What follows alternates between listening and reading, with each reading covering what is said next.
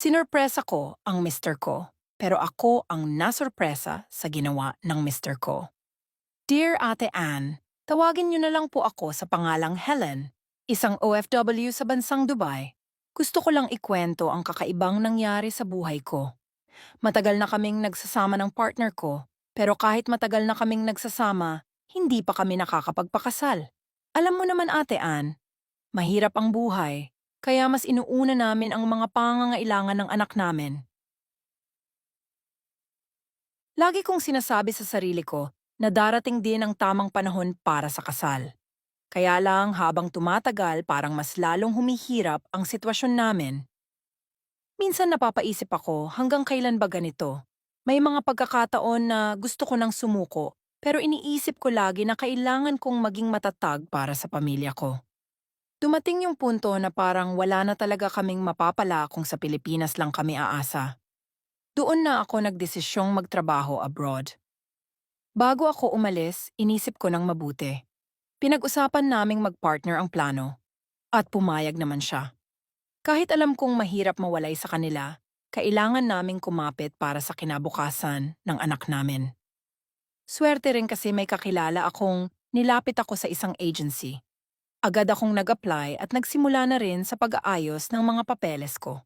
Mahaba ang proseso, lalo na yung visa. Kaya habang hinihintay ko, sinulit ko yung mga natitirang araw kasama sila.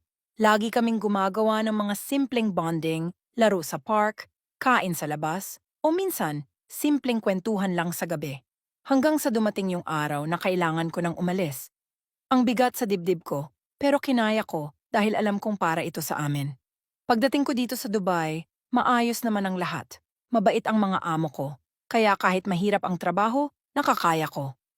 Regular din kaming nagvi-video call ng partner ko at anak namin. Sa tuwing maririnig ko ang boses nila, parang nawawala yung pagod ko. Pero Ate Ann, halos patapos na yung kontrata ko nung bigla akong nakatanggap ng balita mula sa kapatid ko. Sabi niya, may babae raw na palaging dinadala sa bahay yung partner ko. Hindi ako makapaniwala. Grabe yung kaba ko kaya agad ko siyang chinat. Pero ilang araw na, hindi siya nagre-reply. Doon na ako tuluyang na stress. Gusto ko nang sumabog sa galit, pero pinilit kong magpigil. Sinabi ko sa sarili ko na aantayin ko munang matapos ang kontrata bago ko siya harapin. Nang matapos na nga ang kontrata ko, nag-impake agad ako at hindi ko sinabihan ang partner ko na uuwi ako. Ang kapatid ko lang ang nakakaalam ng plano ko. Balak ko kasing sorpresahin siya para mabuking ko kung totoo nga yung babae. Pagdating ko sa bahay Ate Ann, halos di ko makilala yung lugar namin. Dati, puro kahoy lang ang namin, pero ngayon, buong bahay namin ay naka-full concrete na. Ang laki ng pinagbago. Pinilit kong huwag mag-isip ng kung ano-ano, pero kinabahan pa rin ako. Pagpasok ko, akala ko aabutan ko yung babae. Pero laking gulat ko Ate Ann. Dahil may mga lobo at dekorasyon sa loob. At andoon ang partner ko, kasama ang kapatid ko at anak namin.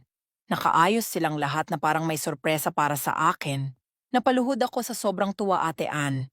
Hindi ko mapigilang maiyak, pati yung galit ko natunaw bigla. Lumapit yung partner ko at niyakap ako ng mahigpit. Sabi niya, "It's a prank, mahal. Gusto lang kitang sorpresahin. Sorry kung pinakabaka namin." Doon ko nalaman na lahat ng pinagdadaanan ko ay parte ng plano nila. Pati yung kwento ng kapatid ko tungkol sa babae, kunwari lang pala para masorpresa ako ng todo. Hindi lang pala bahay ang pinaayos niya habang wala ako. Nag-ipon din siya para sa kasal namin. Grabe Ate Ann, hindi ko alam kung maiiyak o matatawa ako. Akala ko talaga may kalokohan na siya. Pero wala pala. Napakaswerte ko sa kanya. Ngayon kasal na kami at masayang-masaya ako. Hindi na ako bumalik sa abroad kasi yung naipon kong pera ay pinapalago namin sa maliit na negosyo.